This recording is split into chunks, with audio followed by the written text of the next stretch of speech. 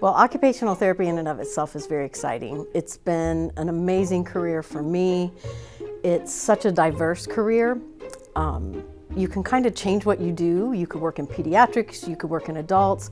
There's just wide open opportunities. And when I learned that West Virginia was basically missing a lot of occupational therapy opportunities because there was only one other program, I knew that this was a place to start a program for sure. The benefits to most students are that it's hybrid.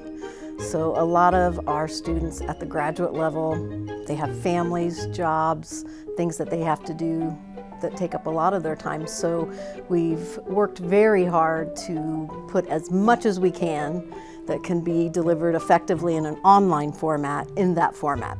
However, occupational therapy being a very hands-on field, we still have to have students come on site to do the hands-on portion. As an occupational therapist or therapy practitioner, we work on what we call occupation, which doesn't mean your job, it means what occupies your time. So that can be getting dressed in the morning, for some getting out of bed, cooking, being able to do sports, any of those things that occupy one's time.